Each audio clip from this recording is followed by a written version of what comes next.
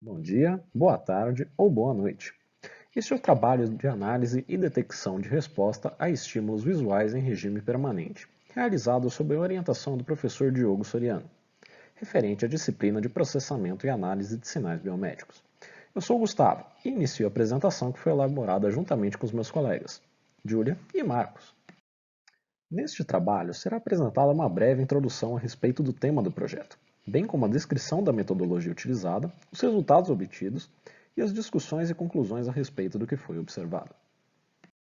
Interfaces cérebro-máquina, também chamadas de BCIs, são dispositivos que captam a atividade do sistema nervoso central e que possuem como função analisar e traduzir tais informações, realizando mapeamento de comandos que são utilizados para controlar dispositivos externos.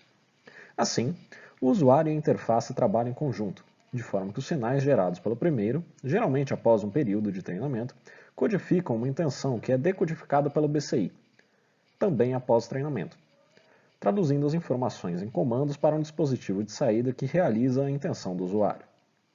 Dessa forma, estas interfaces apresentam um potencial significativo para ajudar indivíduos com deficiências ou idosos a traduzir suas intenções em uma série de comandos. Os principais e mais recentes estudos envolvendo este tipo de interface são interdisciplinares e englobam campos como neurociência, engenharia, processamento de sinais e reabilitação clínica. Dada sua segurança, pelo fato de não ser invasiva, seu baixo custo e sua boa resolução temporal, a modalidade mais popular para aquisição de sistemas BCI é a eletroencefalografia, ou EEG. Ainda, dentre os protocolos mais utilizados nesses sistemas baseados em EEG, pode-se citar os potenciais visualmente evocados em regime estacionário, também chamados de SSVEP. Esses potenciais referem-se a um fenômeno de ressonância que ocorre devido a estímulos visuais em frequências específicas e pode ser observado principalmente sobre os eletrodos occipitais e parietais, quando o voluntário foca sua atenção em uma fonte luminosa oscilante em frequência constante. Dessa forma, um possível paradigma utiliza grids oscilantes em que cada frequência de oscilação associa-se a um comando que se deseja executar, de forma que a modulação da atenção do sujeito permite a associação com o comando desejado. Entretanto, uma vez que estes estímulos são apresentados simultaneamente e em frequências próximas, existem fatores que dificultam o processo de detecção, dentre os quais pode-se citar interferências devido à captação de estímulos pela visão periférica, ausência de linearidade na resposta em frequência do córtex visual, ruídos e entre outros. Buscando os conceitos práticos abordados ao longo da disciplina de processamento e análise de sinais biomédicos a respeito do processamento, detecção e classificação de estímulos em sinais de EEG, o presente projeto busca implementar e investigar técnicas de análise e estimação de espectro em sinais coletados no contexto de BCIs baseados no paradigma SSVEP. E, de maneira geral, tem-se que foram desenvolvidas três análises. A primeira a respeito da detecção de estímulos visuais a partir do espectro de potência. A segunda, investigando a variabilidade de resposta SSVEP. E a última sobre a detecção de estímulos visuais a respeito de bancos de filtros. Estas análises são chamadas nesse trabalho, respectivamente, de análises A, B e C.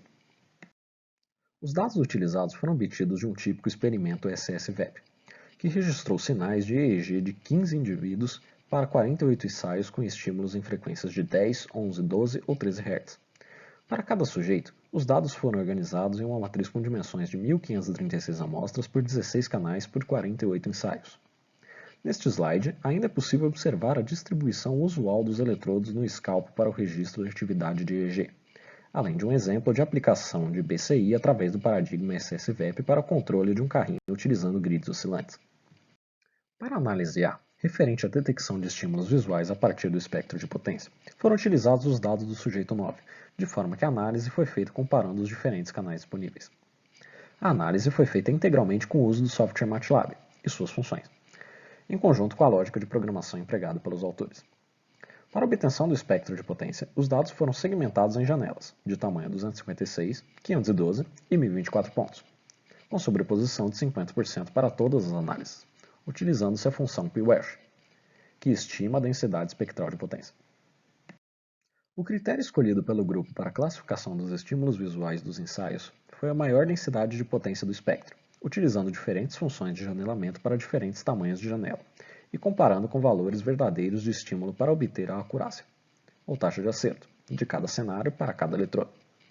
Por fim, para determinar o melhor desempenho das janelas, verificou-se os valores máximos de acurácia de detecção para cada função de janelamento utilizada, sendo essas as funções retangular e de Hamming.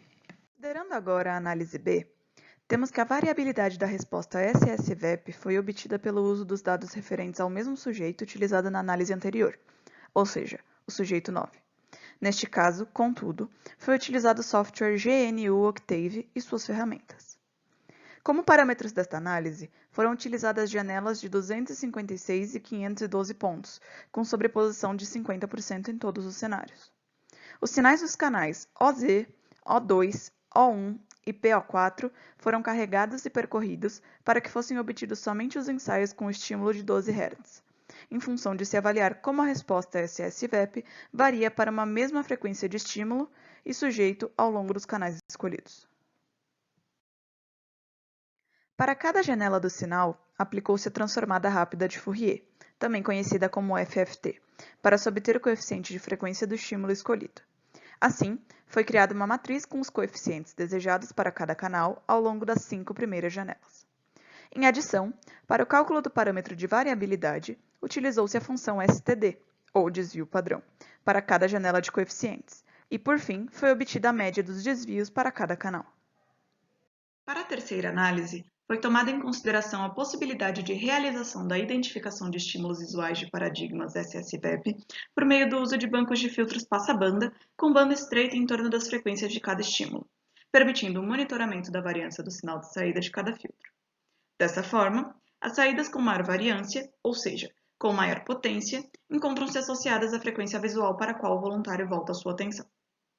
Foram considerados novamente os dados do indivíduo 9 e fez-se uso do software MATLAB, tanto para o projeto dos bancos de filtros Butterworth e Chebyshev tipo 2, quanto para a análise do sinal de EEG.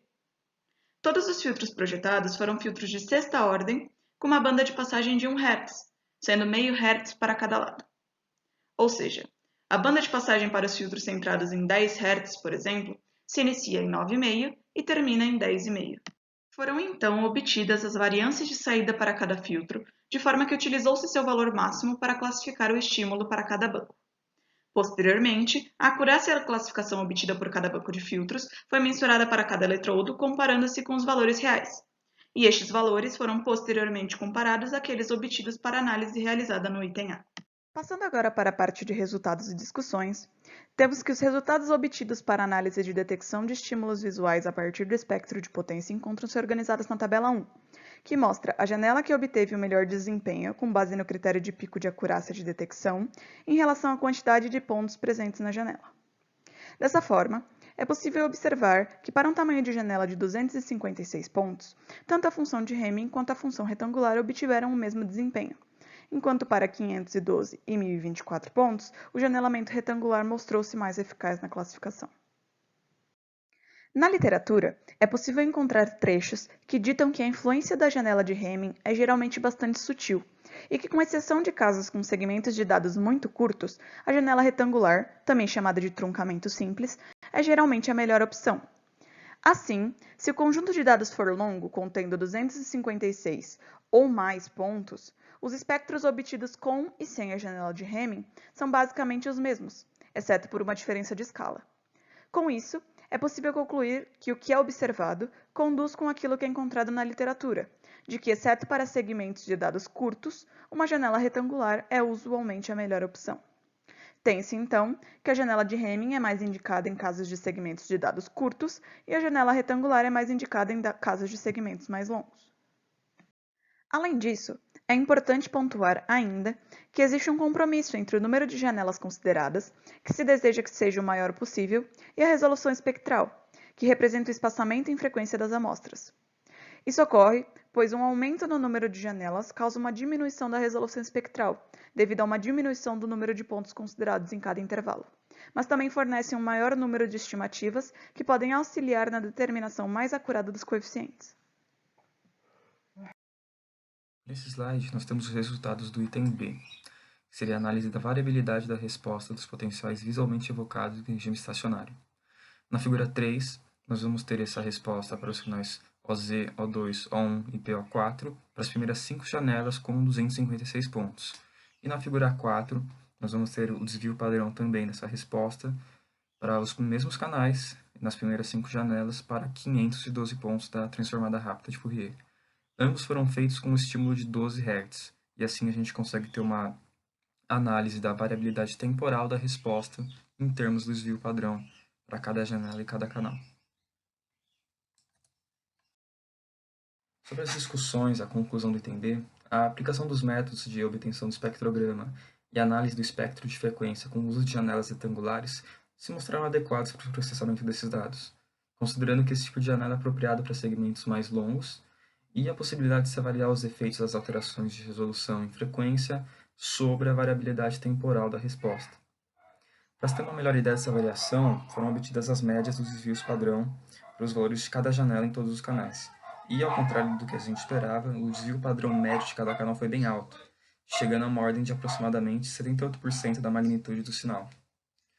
O uso de um tamanho maior para janelas, que no caso foi 512 em relação a 256, apresentou uma menor variabilidade temporal dos coeficientes em frequência e quando se comparando as duas condições.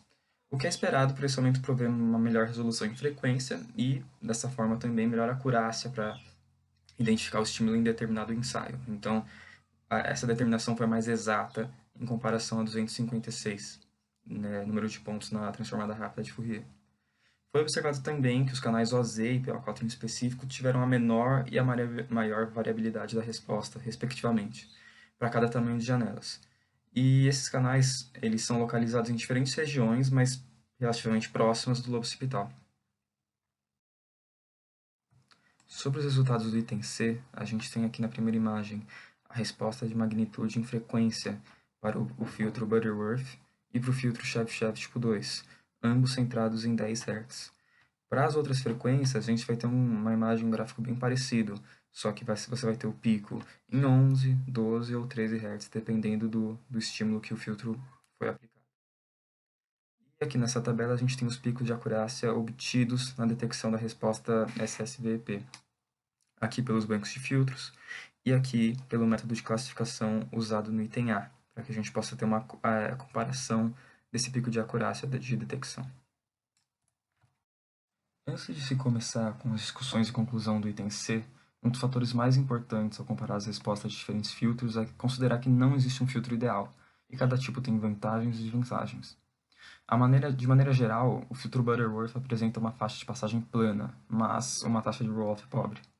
E os filtros Chebyshev apresentam alguma oscilação na banda de passagem, ou de corte, mas uma taxa de roll-off melhor e mais acentuada. Dessa forma, ao comparar a resposta da magnitude em frequência dos dois utilizados, é possível observar que a resposta do filtro Butterworth exibe uma faixa de passagem plana e sem oscilações, com um roll-off suave e monotônico.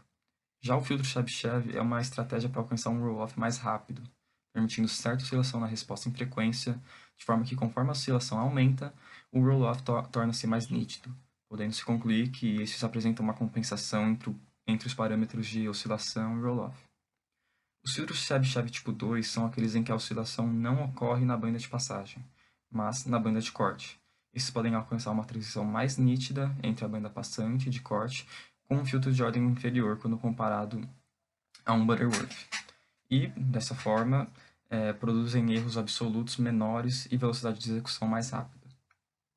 Dessa forma, temos então que, de acordo com os resultados obtidos, apesar de não serem exatamente iguais, as acurácias obtidas pelos dois bancos de filtros e pelo método de coeficiente do espectro de potência, como usado em A, apresentam valores parecidos, o que indica que as duas técnicas de classificação foram compatíveis para a aplicação em que foram usadas.